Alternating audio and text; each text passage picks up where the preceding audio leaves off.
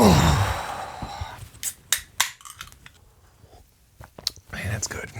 Hello, Bobby Torres of Frightbox Recording here. So the question is, do you ever feel like no matter what mixing technique or trick that you use, your music just is missing something? It just doesn't sound professional. And no matter what fancy technique, parallel processing, EQ matching, no matter what you do, your mixes just don't get any better. Well, I have news for you.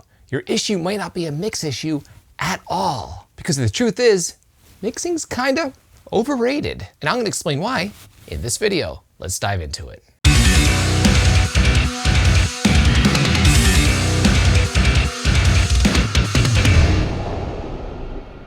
So over the last few years of running this YouTube channel, people send me their mixes all of the time, and they ask for mix reviews and ask what they can do to make their mixes better. And the one thing that stands out so much is that so many of these issues that people think are mixing issues are actually not mixing issues at all. And in this video, I'm gonna break down the 3 most common mixing issues that people think that they have, when in reality, like I said, they're actually not mix issues. The first issue is drum mixes and drum tones. People, especially when it comes to snare drum, will say, no matter what I do, no matter what mixing trick, no matter what EQ technique or compression technique or parallel compression technique or saturation technique, my snare drum does not sound like Lamb of God snare. It does not sound like 311 snare.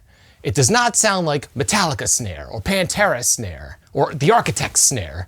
It doesn't matter what snare. But here's the thing, when I listen to their mix, and then I pull up the mix that they are referring to, the Pro Mix, they are using a completely different snare drum sound or snare sample. It doesn't matter if they're recording live drums or using program drums. If you want a specific snare sound, you need to start with that type of snare sound in the first place. You cannot fix it in the mix. EQ and compression can only meld what's already there. Now, luckily, we have things called sample reinforcements where we can add samples in to give us the sound that we want. But a lot of times beginners don't do this. They think EQ and compression is going to meld their snare into something magical.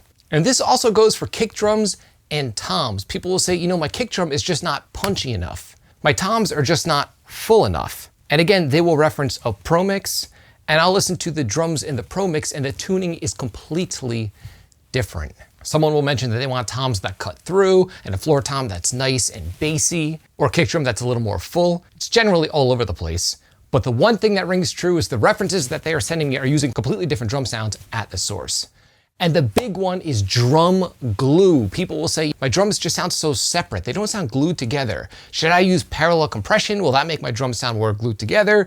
Should I use a different mastering chain? And when I listen to their drums sound completely isolated because they're not utilizing room microphones in their drum mix. And again, this is applicable to program drums and live drums. People will often overlook the importance of a room track to naturally blend the sound of the kit together. Because if you think about it, when you record a drum set or when you listen to a drum set in a room, your ear isn't right next to the snare drum or the tom or the hi-hat. We hear the drum set as one instrument. So to get a decent drum mix, you should really blend the rooms with the direct mics. Yes, parallel processing will definitely help glue it, that extra 5 to 10%, but it's not gonna save your mix if you're not getting it right at the source. Okay, and the big one that I hear all of the time is people will send me their mixes and say, I'm not happy with my guitar tone. I don't know how to EQ my guitars.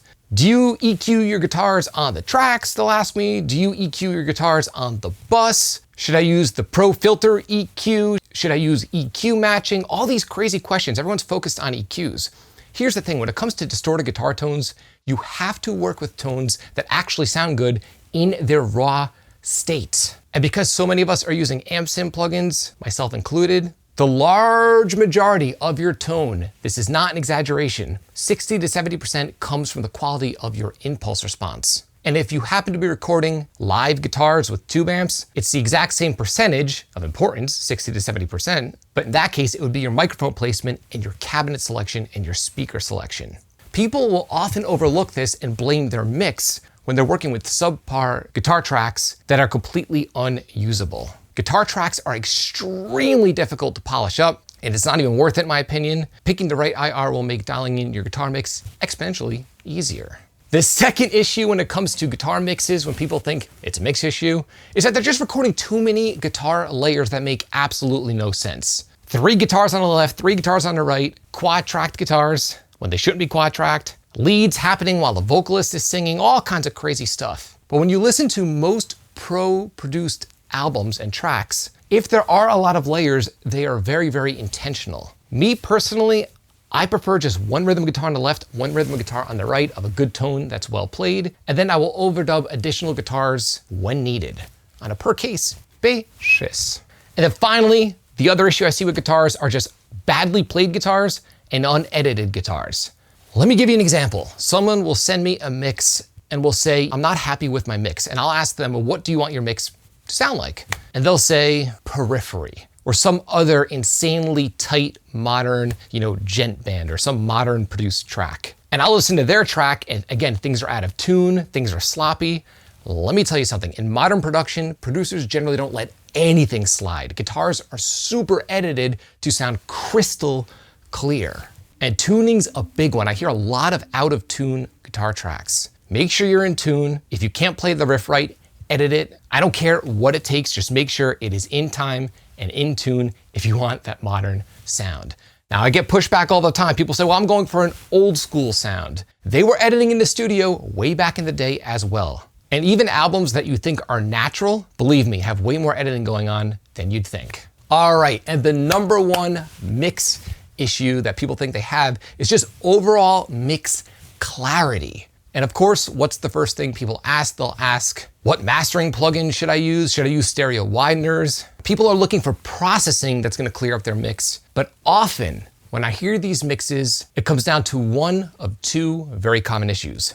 Number 1, just really, really poor writing and arranging. I'll hear a lot of great songs that just have parts that don't make any sense. So for example, bass notes that are clashing with the guitar players, or maybe 2 guitar players are off by a half step, or maybe there's a vocal part happening in the guitar lead section that's clashing. When you're new to this, so much of the arrangement can really muck up the sound of your perceived mix, when it's just the track count, the writing, and the overall arranging that needs to be taken care of in the pre-production phase. My philosophy is your pre-production tracks should sound impressive without any EQ or compression. Just the song itself should stand on its own. And this leads me to the common mistake within this section of mix clarity that I see all the time. Just really poorly recorded source tracks. Poorly recorded drums, the wrong sounds, vocal tracks that, might be out of tune with lackluster performances. Like I mentioned, sometimes sloppy guitar playing. The thing is, a lot of us, we rush through the recording and we can't wait to mess with our plugins and mix the track. But mixing is impossible, or at least achieving a good mix is impossible if you're dealing with poorly recorded source tracks. And the truth is, you don't need fancy equipment to record professional sounding source tracks and music in general. I'm willing to bet that you could do it with the gear that you're currently using. Even if you're using free amp sims and MIDI drum software, and the only microphone you have is an SM57, you could record album quality tracks. The problem is so many home studio owners are confused and are focusing their attention on the wrong things. And I don't want this for you. I want you to produce better results with the gear that you're currently using. And this is why I'm offering you direct access to my free training, 4 dead simple ways to massively improve your recordings and mixes. In this free training, you'll learn my number 1 technique for prepping heavy guitar tracks that virtually mix themselves. You'll also learn how to create instantaneous clarity within your mix using any old stock EQ plugin. I share my favorite technique for taking control over your levels so that instruments stop fighting with one another in the mix. And then finally, you'll learn how to craft radio-ready vocal mixes using only stock plugins. Now, a word of warning, if you have the attention span of a squirrel, this training is not for you. It's really in depth, it's about an hour long, so only register for the free training if you are serious about achieving pro level results and you're willing to put the work in. Like anything else in life, pro level results comes from hard work and knowing where to focus your attention and time and cutting out all of the other distractions that distract so many of us, that eat up our time and money and resources. The training is absolutely free right now. You can have direct access by clicking the link below in this video's description. So I'm curious to know, are you guilty of blaming your mixing skills on issues that you just found out might be production related issues? In other words, problems that should have been ironed out before you even thought about mixing? Let me know by leaving a comment in the comment section below. I'd love to hear your take and what you've been up to in your home studio. And until next time, drink that spindrift.